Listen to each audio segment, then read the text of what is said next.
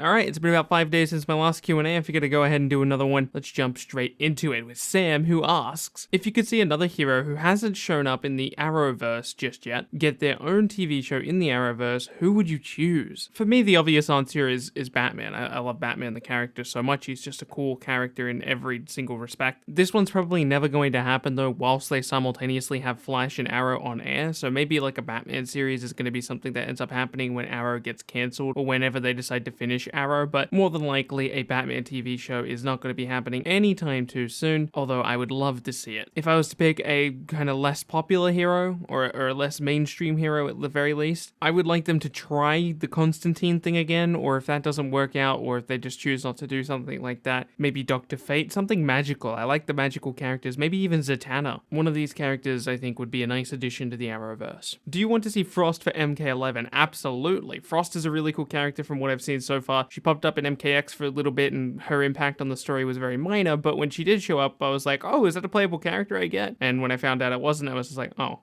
But Frost is kind of cool. Do you think Joker could be in MK11? I think Joker is pretty violent and could be a good guest character for MK11. I think Joker's a pretty good fit. I really want to see a DC character show up in a Mortal Kombat game. It would allow me, somebody who's very passionate about DC, to be able to enjoy Mortal Kombat even more, especially because Mortal Kombat, if there's no gear system in that game, because I've talked about how I really hope there's a gear system in that game, honestly, I think it would be pretty hard for me to get through MK11's life cycle without a gear system, but a DC character might be a way to get me all the way through the DLC cycle of MK11 still satisfied, even without a gear system. So, would you like to see Black Spider, Sportsmaster, Booster Gold, or Kickass join the roster in Injustice 3? Wow, that's just not fair at all. Normally, I try to tell people, hey, 1 question per comment, and occasionally a couple people throw in 2 questions per comment. But this person, Mini Dwarf, has gone so far as to ask 1, 2, 3, 4, 5 questions in 1 comment. That's just absurd. I think Black Spider is a relatively minor character. I don't think he will show up, and I'm not even sure I would want him to show up, especially over a character like Red Hood, who can fulfill kind of a similar role. Sportsmaster I think is slightly more likely, but I don't see that one happening either. Although it is worth mentioning, by the time Injustice 3 comes out, Young Justice Season 3 should have already released as well, and maybe that gets people excited about Sportsmaster, because I know he has some connection to that series, although maybe he won't in the new season. We're going to have to wait and see, so maybe he's going to have a little bit more popularity behind him, and that might push him onto the roster, but I don't think so. Booster Gold, again, is another character I think belongs on the Injustice 3 roster. He's a character who was requested for Injustice 2, albeit a heck of a lot less than somebody like Beast Boy, who almost definitely will show up in Injustice 3. Booster Gold is definitely somebody who should be in that conversation. As far as Kickass is concerned, I can pretty much confirm that one's never going to happen, because it is in fact technically owned by Marvel Comics. Do you think Shovel Knight will be playable in Smash 5? I actually do believe so. Shovel Knight was a game that people were incredibly surprised by, or at least I was. Indie games have a history of using a kind of pixelated art style, but Shovel Knight, it didn't necessarily try to modernize that pixel art style. It just kind of made it look like old school Mario style games and had a very unique gameplay style for a platformer, for a 2D platformer of all things, and it blew up, even to the extent where it got way more content than it probably deserved, and it's a game I ignored for quite some time, but it's also a game I do want to pick up now because it just looks so fun, and obviously the company who made Shovel Knight has been willing to work with Nintendo in the past. They even have their own amiibo, which is pretty crazy because I believe they were the first third-party company to get their own amiibo. You said you wanted to get more Arrowverse questions. Do you think Bane could be a villain for Arrow Season 7 with Ra's al Ghul, Firefly, Prometheus? They've shown that they don't mind doing Batman villains. I think that a more strategic Bane, like in Dark Knight Rises or before the Venom screw-ups with his brain, could be a really cool villain to test Oliver's physicality and Felicity's mentality.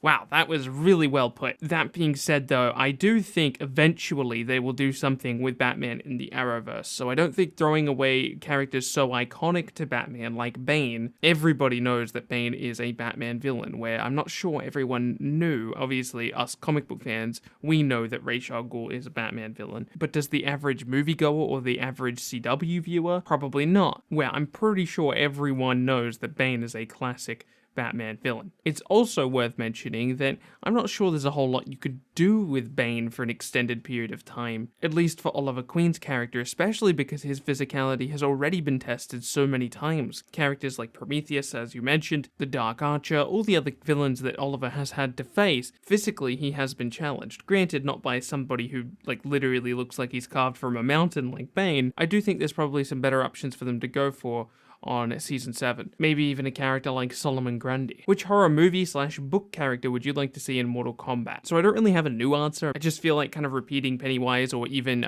for some reason I'm forgetting the guy's name right now. The bad dude in Saw. Why am I forgetting his name right now? That being said, I do have another character I could throw in there. This character I don't think would ever work, but I can tell you it scared the heck out of me when I was a kid. I've since watched the movies again, and I mean, they do nothing for me now, but it was very terrifying to me. And that is whatever the heck the villain is called in The Grudge. It might even literally just be called The Grudge. For people who haven't seen the movie, it's basically this pale ghost thing, and it can crawl out of different spaces, I believe paintings and TVs and all this other stuff, and it just kind of screams at you, making weird noises and stuff, and it was pretty spooky when I was a kid. Do you think you'll at least try to get any legendary gear? Me personally, I'm grinding for Batman. Also, great videos. Thank you very much. Right now, I'm just focusing on getting everybody to level 30. I'll worry about legendary gear after that, although it is something I want to do, especially leading into MK11, because there's going to be a whole gap of time while we're waiting for MK11 news where I'm going to be wanting to do something, and it seems like that'd be a great time to grind for some legendary gear. Even if it's highly unlikely, what if NetherRealm revealed a new IP at E3 instead of MK11, and what IP would you like to see them do? Personally, I just want them to focus on MK11 and Injustice, unless they can somehow manage their release cycle in a way that we're no longer waiting a year in between each release. If it was like MK11, Injustice, new IP, MK11, well, I say 11, but it would be 12 at that point, Injustice, new IP. If they could manage to do that every single year, that would be awesome. But for now, when they're only doing one game every 2 years, I would much prefer them to focus on Injustice and MK11, because if you throw another game into that rotation, now all of a sudden, instead of waiting 4 years for your favorite game, whether it be Injustice or Mortal Kombat, you're now waiting 6 years. So if you're a Mortal Kombat fan, you're going to have to sit through 4 years of Injustice and the new IP, and the same thing goes if you're an Injustice fan. You would now have to sit through more time waiting for a new release. So I don't think it's worth them exploring a new IP, because it sucks for the fans, and it also sucks for them because their two IPs they have access to right now, being MK and Injustice, they have huge draws there. The DC characters are incredibly popular, so they have that to work with, and the Mortal Kombat characters are also very popular, and they have a lot to work with there. So making a new IP that has no backing, no history behind it, just doesn't make sense from a business standpoint, and it sucks for the fans as well. So I don't see a positive here at all. Do you play other DC games instead of Injustice 1 and Injustice 2? Well, absolutely, as long as they're out. Right now, we don't really have any other DC games to play. I played all the Batman games, I played all the single-player DC games, but unfortunately there aren't any out right now. We're kind of waiting on hearing different pieces of news from different companies who are possibly working with DC IPs right now, but at this very moment, we have no news and therefore no new DC games to play other than Injustice 2. But you can bet if any do come out, I will be playing them on my channel. Fighting games and superhero stuff is like my jam right now, so that's probably what I'll be playing on my channel if there was any new DC game out. I'm looking at you, DC. Make some games, damn it. Do you think Kratos will ever return to MK11? I don't think Kratos will return to any Mortal Kombat game. The appeal of guest characters is very much that it is kind of a one-time off thing, and the idea of it being a PlayStation exclusive guest character is also a really bad idea for the people who are on Xbox and PC. I think guest characters in general, these types of guest characters, exclusive guest characters, are a really bad idea for the consumer and for the retailer. It doesn't help anybody, it sparks all these console wars and all this other stuff that's just mostly nonsense, and I don't think it benefits anybody in the long run other than, well, the company. Obviously, it would be cool to play Kratos again, but